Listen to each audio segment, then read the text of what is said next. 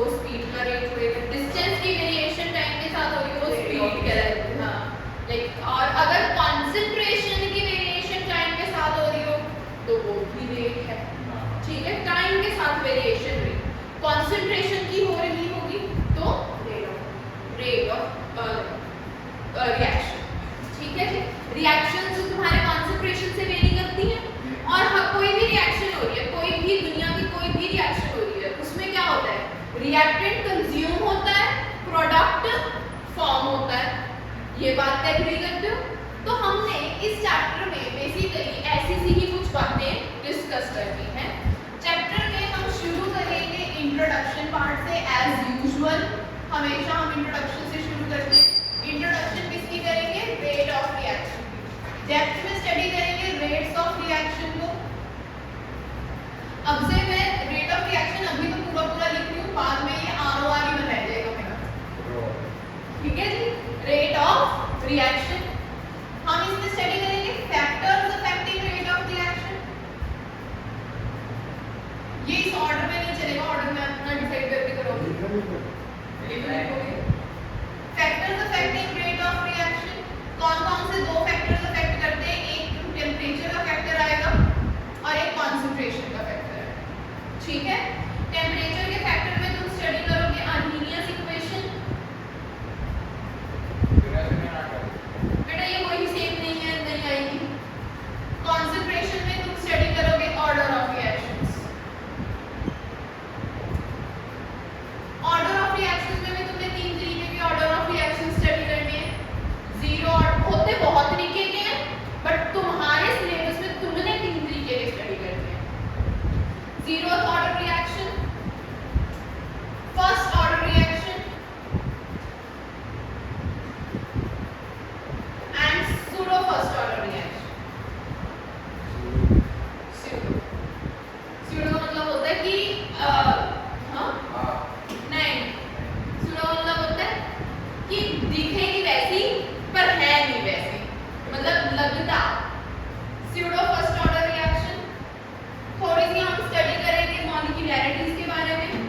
What do you understand by molecularity and order of reactions? Molecularity मतलब molecule हाँ, कि कैसे मॉलिक्यूल्स में रिएक्शन होती है। ठीक है, जीरो ऑर्डर रिएक्शन हमें ऑर्डर में क्या होता है? सब स्टडी करेंगे ऑर्डर में क्या होता है। ये ऑर्डर ऑफ रिएक्शन के साथ ही हम यहाँ पर रेट लॉ भी पढ़ेंगे, जो काफी इंपॉर्टेंट है। यही तो पढ़ेंगे रेट ऑफ रिएक्शन भी कभी।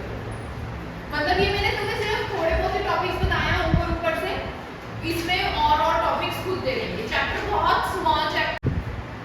The branch of physical chemistry which deals with chemical kinetics. The branch of physical chemistry which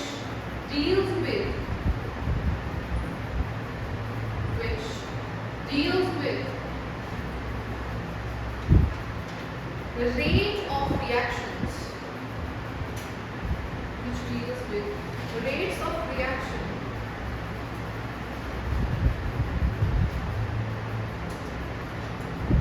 which deals with rates of reaction.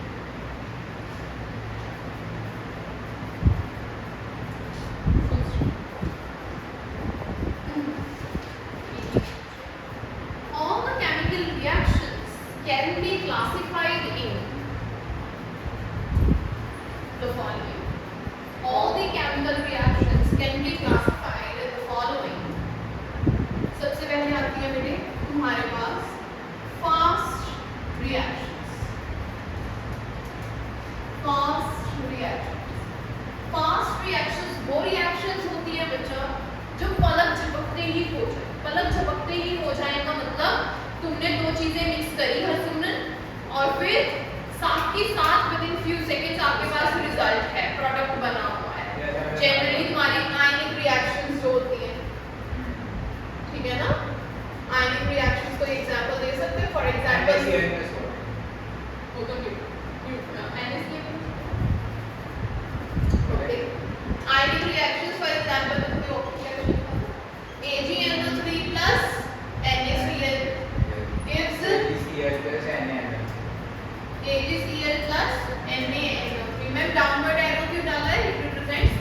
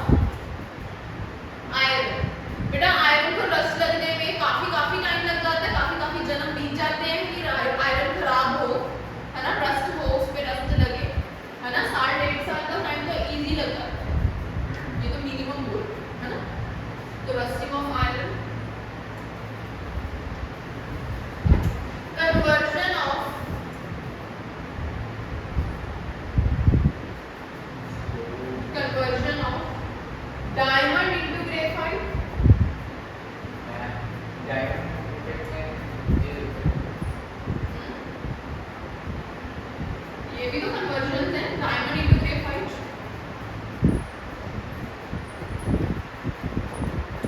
ऐसे दोनों ही रिएक्शंस के लिए तुम एक्यूरेटली रेट कैलकुलेट कर दो कि ये वाली रिएक्शंस के लिए कैलकुलेट करते हो जो मॉडरेट रिएक्शंस होती हैं। मॉडरेट रिएक्शंस में तुम्हारी मॉलिक्यूलर रिएक्शंस फॉर्म करती हैं। व्हाट आर मॉलिक्यूलर रिएक्शंस पुत्र? मॉलिक्यूलर रिएक्शंस तुम्हारी हो जाती हैं जैसे कि N2 plus H2 gives NH3। ठीक है,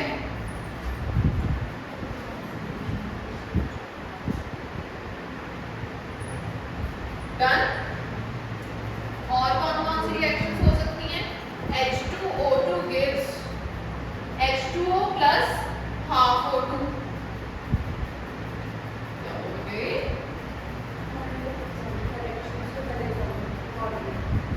मॉडरेट की मॉलिक्यूलर रिएक्शंस है ना ये।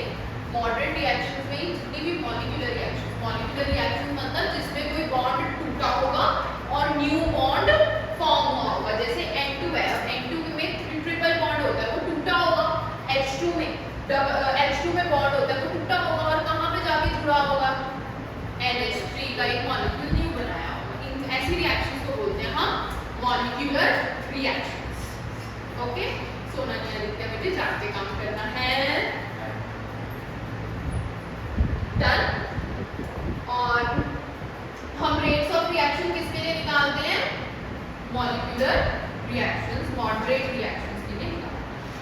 नेक्स्ट हेडिंग बनाएंगे, नोट डाउन हो चुका है बच्चा इतना। नेक्स्ट हेडिंग बनाएंगे rate of reaction, rates of reaction.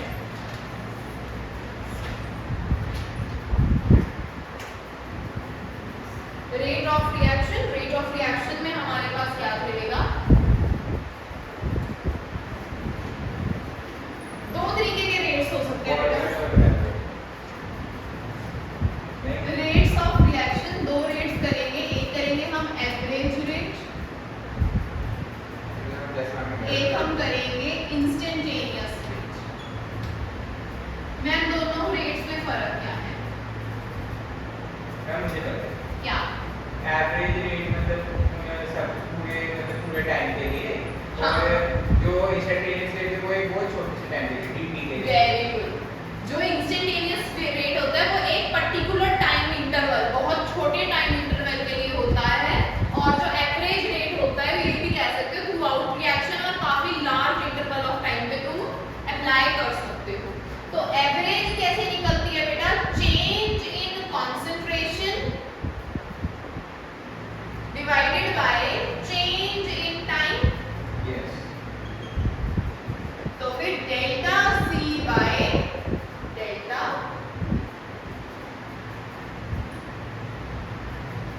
और इंस्टेंटेनियस रेट क्या होएगा on the other hand? dC by dt, where C is your concentration, T is your time।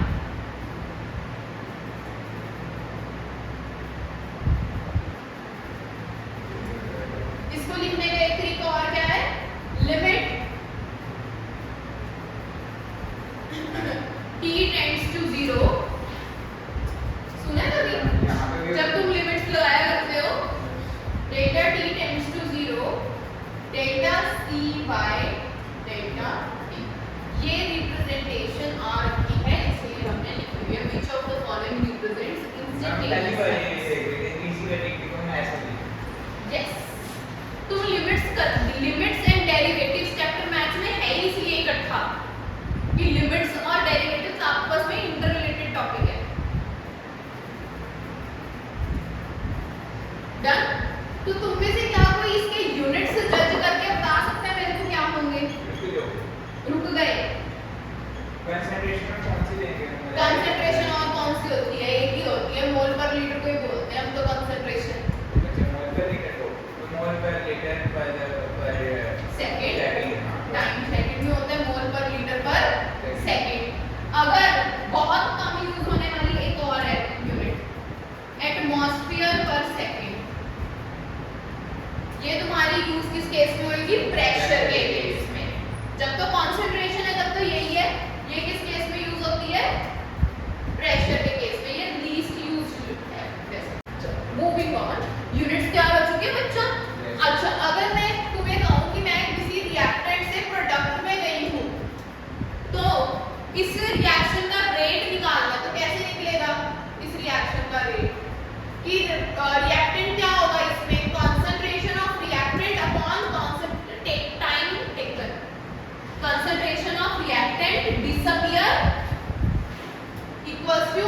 Appearance of product, एक चीज कम होएगी उसी सेम स्पीड से दूसरी चीज बनेगी।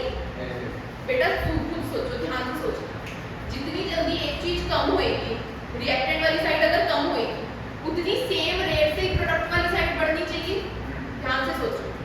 रेट ऑफ फॉरवर्ड रेट होगा नहीं, वो अलग चीज है। Rate of forward, rate of backward reaction अलग चीज है, वो नहीं। मैं बोल रही हूँ कि अगर एक रिएक्टेंट की कंसंट्रेशन जैसे जैसे डिक्रीज होएगी, वैसे वैसे प्रोडक्ट की कंसंट्रेशन इंक्रीज होनी चाहिए। तो कंसंट्रेशन डिक्रीज, डिक्रीज किससे रिप्रेजेंट किया मैंने, ध्यान से देखेंगे, माइनस साइन से। रिएक्टेंट डिक्रीज करेगा, प्रोडक्ट इंक्रीज करेगा। तो रेट ऑफ रिएक्शन दोनों की क्या आएगी, सेम, सिर्फ फर्क क्या आएगा, एक नेगेटिव साइन का आएगा। रेट ऑफ रिएक्शन रिएक्टेंट वाली साइड से देखोगे या प्रोडक्ट वाली साइड से देखोगे, क्या आएगी, क्यों, क्योंकि रेट तो सेम है ना, जितना कंसंट्रेशन कम होगा उतना ही प्रोडक्ट का कंसंट्रेशन बढ़ेगा। प्रोडक्ट रिएक्टेंट कम होगा अगर प्रोडक्ट इंक्रीज करेगा, ऑब्वियस कम होगा। ठीक है, चले आगे। चलो next, overall rate of reaction, ये नोट डाउन हो चुका है बेटा सबको, रब कर दो। Next, overall rate of reaction.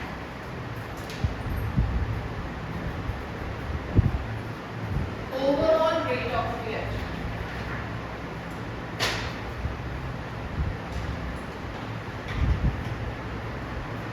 इसको हम एक एग्जांपल के थ्रू करते हैं। ओवरऑल रेट ऑफ रिएक्शन,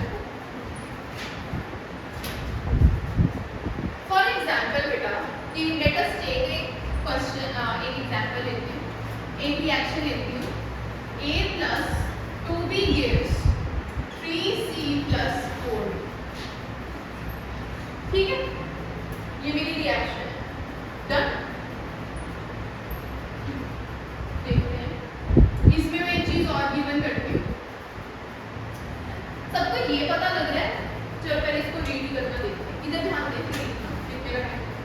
इसको देख के तुम्हें ये पता लग रहा है कि मेरे 1 मोल A को कितना B चाहिए, 2 B चाहिए, कितने C बनेंगे, 3, कितने D बनेंगे, 4।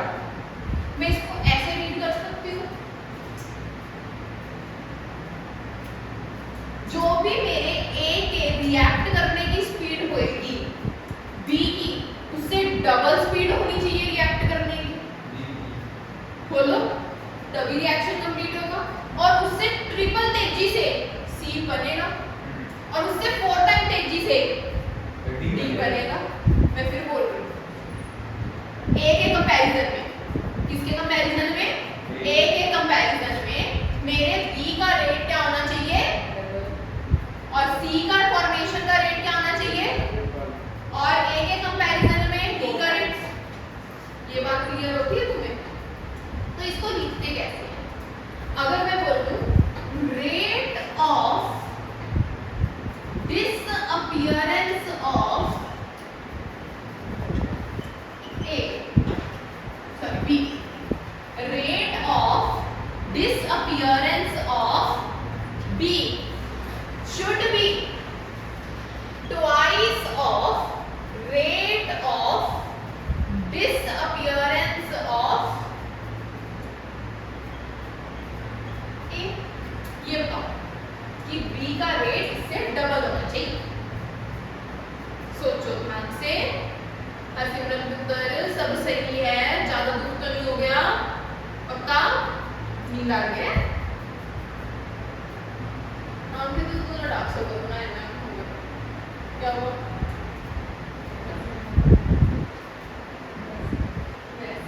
चलो एक और बेटा, अगर रिएक्टेंट डिसअपीयर कर रहा है, प्रोडक्ट क्या कर रहा होगा जितेश, अपीयर बन रहा होगा, फॉर्मेशन, तो फिर रेट ऑफ अपीयरेंस भी लिख सकते हो, रेट ऑफ फॉर्मेशन भी लिख सकते हो, कौन सा वर्ड अच्छा लगे वो वर्ड। फॉर्मेशन ठीक है, कुछ ज्यादा rate of formation of C will be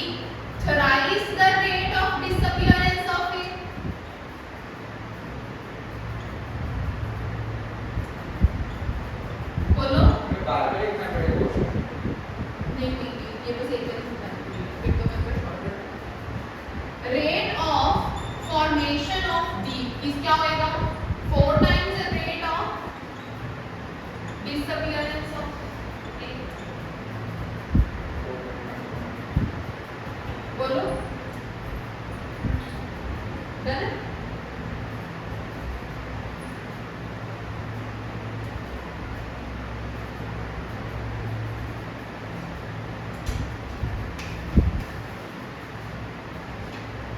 अब let us take an example.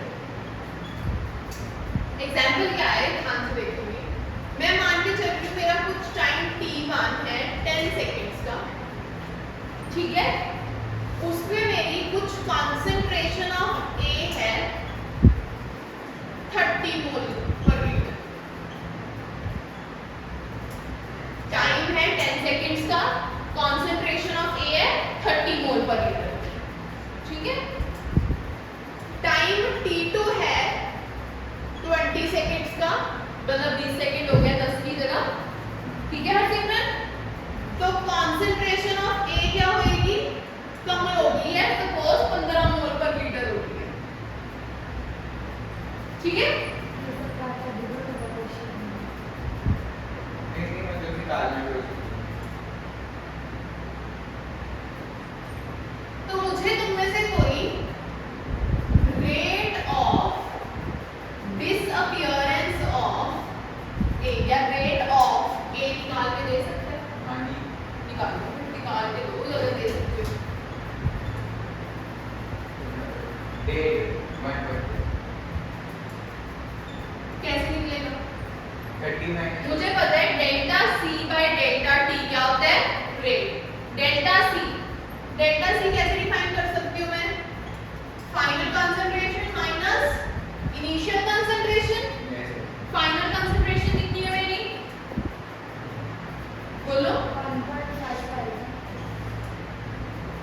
3 minus ये और ये क्या रहेगा t2 तो 15 माइनस 30 अपॉन 20 माइनस 10 आ जाएगा -1.5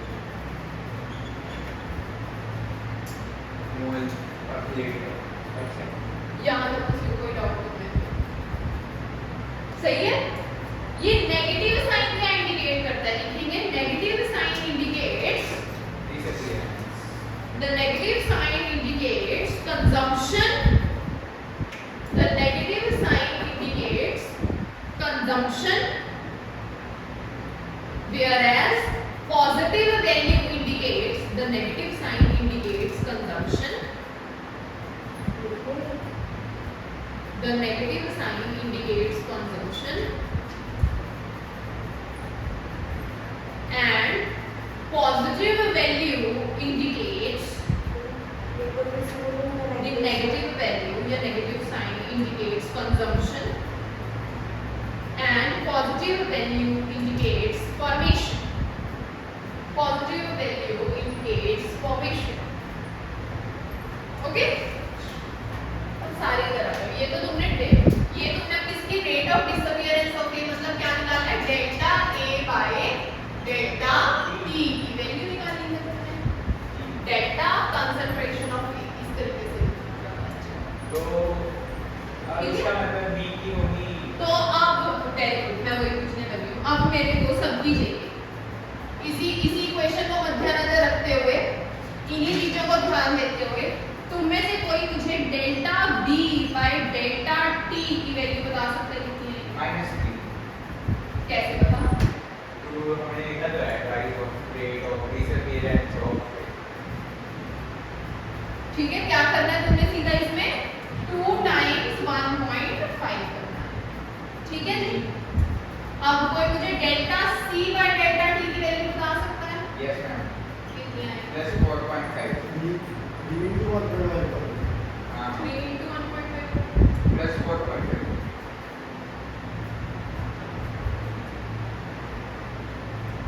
तुम में से कोई मुझे delta d by delta t की वैल्यू बता सकता है? 6 cos 6 plus done.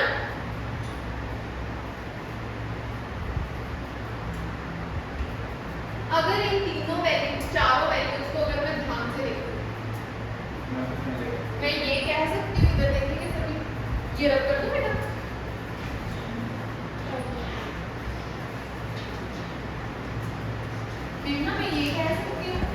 Delta A by delta T का negative should be equal to -1/2 delta B by delta T. कुछ नहीं, मैं ये कह रही हूँ अगर मैं इस वैल्यू का हाफ कर दूंगी तो वो delta A by delta T के इक्वल आ जाएगी। तुम खुद बताओ 3 का हाफ कितना आएगा? ठीक है ना, 1.5 हाफ ही करना पड़ेगा। अगर मल्टीप्लाई बाय 2 करके तो काम खराब नहीं हो जाएगा मेरा। मुझे किसकी वैल्यू निकालना है? मुझे delta C by delta T के लिए कोई रिलेशन बता सकता है? यस मैम, क्या है मैम? और डेल्टा टी के लिए इसी बार मार्कर पड़ जाता है। इस सारी सिचुएशन को देखकर मैं इसका जनरल एक कांसेप्ट बना रही हूँ, जनरलाइज करके, ठीक है? एक जनरल इक्वेशन लिख रही हूँ।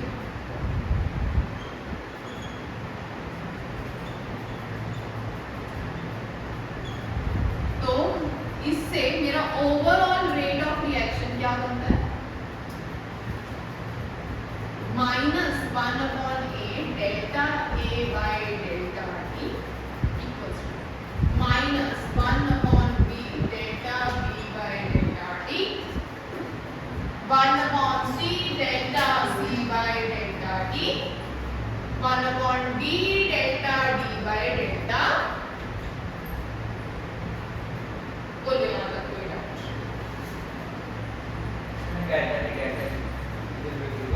हाँ? ऐसे नहीं होता। और क्या?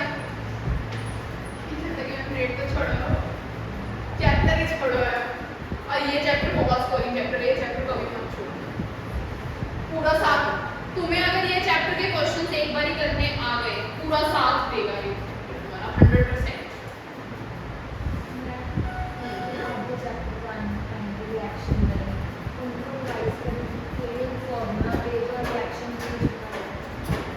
बनाना ही पड़ेगा, उसके बिना काम ही नहीं चलेगा।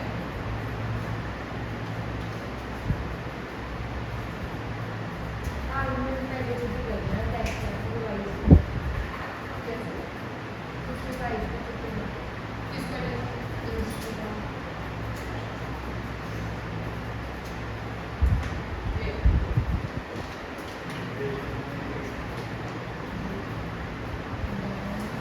तब तो तेरा टॉपिक कंप्लीट हो गया।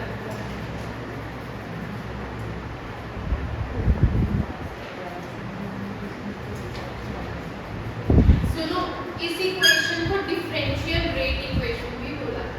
इस इक्वेशन को डिफरेंशियल रेट इक्वेशन भी बोला है। ओके, आगे लिखेंगे। अच्छा, तुम में से किसी ने भी मेरे से क्वेश्चन ये पूछा कि मैम ओके,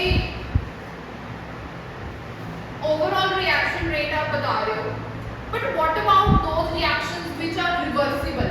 आपने अभी तक एक भी रिएक्शन ऐसी नहीं लिखी जो क्या हो सके, रिवर्सिबल। आपने पीछे N2+3H2 gives NH3 की रिएक्शन लिखी, उसमें रिवर्सिबल का साइन नहीं डाला, ठीक है? तो मैम फर्क क्या पड़ रहा है? आप क्यों नहीं डाल रहे रिवर्सिबल का साइन? मैं कहूंगी कि रिवर्सिबल रिएक्शंस के केस में फर्क कुछ नहीं है, रेट ऑफ रिएक्शन अलग-अलग आता है। कैसे अलग-अलग आता है? जब तो तुम फॉरवर्ड की तरफ जा रहे होगे तब तो तुम्हारा रेट आता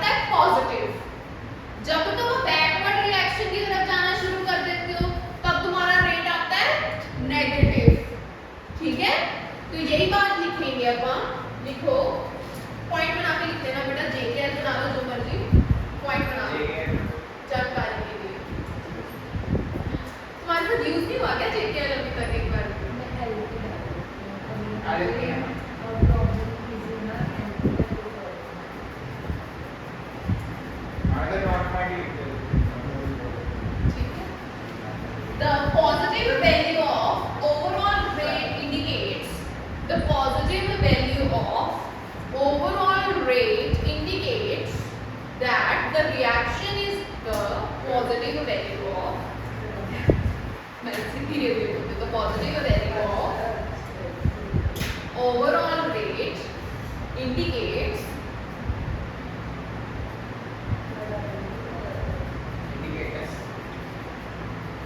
indicates forward reaction. Indicates forward reaction. On the other hand, irreversible reactions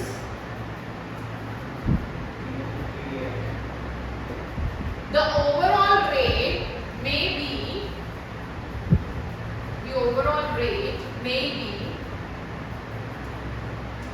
negative, indicating backward reaction.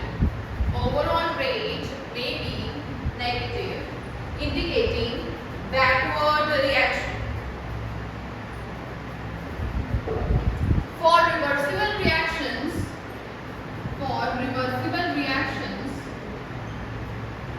overall rate is given by rate of forward reaction minus rate of backward reaction. Overall rate is given by rate of forward reaction minus rate of backward reactions. At equilibrium,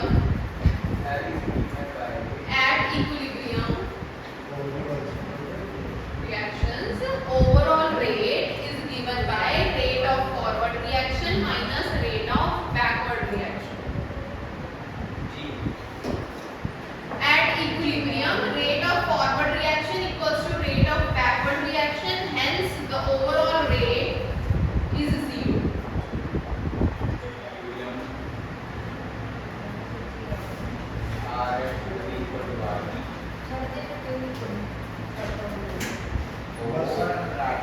एक question बस करके आ जाओ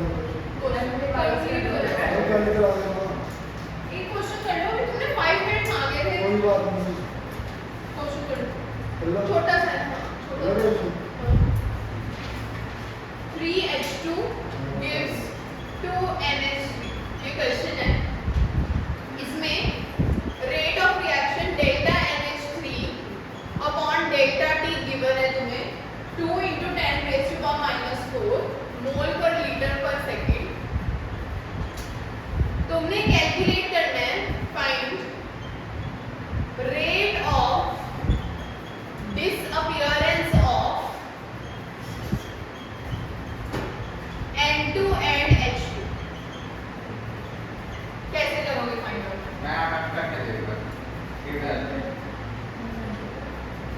हर्षवेटे कैसे करेंगे question?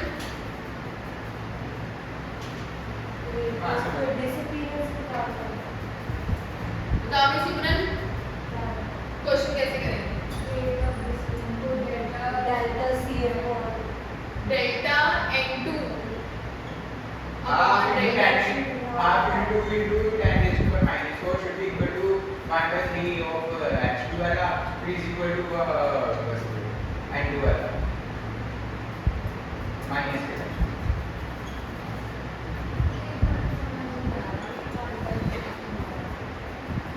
अरे coefficient है ना, coefficient में क्या होगा? बस कोफिशिएंट जो भी तुम्हारा ये कोफिशिएंट है ना वो डिवाइड में रेसिप्रोकल। तो फिर उसी हिसाब से एक बार इन दोनों को ले लेंगे, एक बार इन दोनों को ले लेंगे। हाँ ये उसको अप्लाई तो मैम H2 के लिए आ जाएगा -3 × 10⁻⁴ बिल्कुल सही। और ये और N2 के लिए 10 raised to 10 10⁻⁻⁴ minus